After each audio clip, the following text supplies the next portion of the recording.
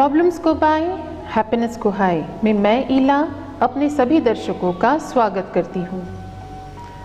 भगवान, ईश्वर, परमात्मा, खुदा, इनकी तलाश हम कहाँ कहाँ नहीं करते।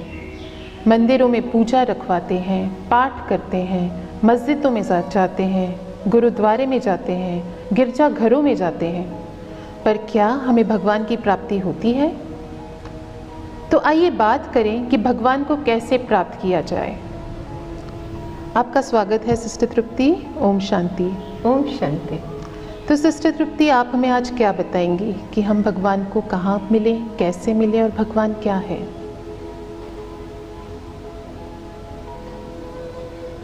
एक कहानी है। एक छोटा बच्चा कहता है अपनी माँ से, माँ, जब मैं मंदिर में जाता हूँ तो मैं कंफ्यूज हो जाता हूँ।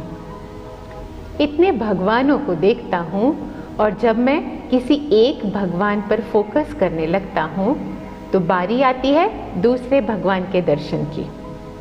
और इसमें क्या होता है, मेरा कंसंट्रेशन नहीं बैठ पाता, मेरा फोकस नहीं बैठ पाता और मैं भगवान से अच्छे से कनेक्ट नहीं कर पाता। और इसी से संबंधित एक और कहानी है। एक भाई थे, उनका बेटा बीमार था, सीरियस कंडीशन में था, हॉस्पिटल में एडमिट था। डॉक्टर ने उनसे कहा कि आपके बेटे को अब भगवान ही बचा सकते हैं। तो क्या किया भाई ने, वे गए मंदिर में और पूजा पाठ करना उन्होंने शुरू कर दिया। उनके आराध्य देव थे कृष्ण भगवान और उन्होंने कृष्ण भगवान की भक्ति शुरू कर दी। पूजा पाठ में लगे ही हुए थे, पूरे मन से लगे हुए थे। और ये बात जब तक कृष्ण तक पहुंचती है, उनके कानों में अपने भक्त की पुकार सुनाई देने लगती है, तो उतने में क्या होता है, इन भाई के एक संबंधी आ जाते हैं और वो कहते हैं, आपके बेटे को शक्ति की आवश्यकता है और शक्ति मिलती है माता से, तो आपको पूजा करनी चाहिए, माता की, देवी की आराधना करनी चाहिए। तो भाई क्या करते हैं, अब वो देवी की आराधना शुरू करते हैं, पूजा पाठ करते हैं और उनकी आवाज़ देवी माँ तक पहुँचने ही लगती है। देवी माता यह सोचने लगती है कि मेरा भक्त क्या चाह रहा है।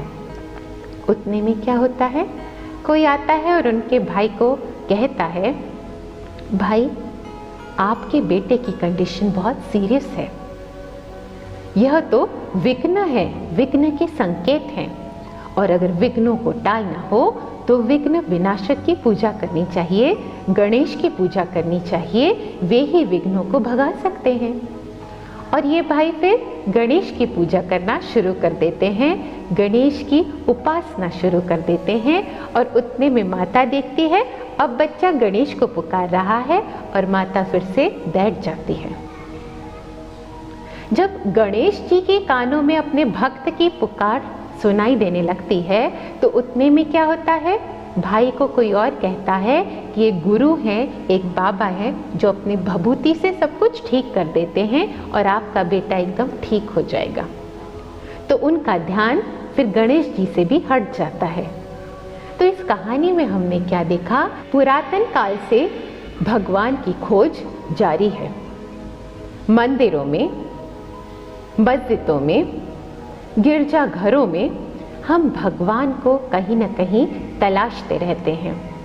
भगवान के लिए हम पता नहीं क्या क्या करते रहते हैं, तीर्थ यात्रा पर जाते हैं, गंगा स्नान करते हैं, पर आज भी अगर हम किसी से पूछें कि क्या आपको भगवान की प्राप्ति हुई है, क्या आपको भगवान मिला है, तो शायद ही कोई ऐसा व्यक्ति मिलेगा जो कहेगा, हाँ, मुझे भगवान मिल चुका है।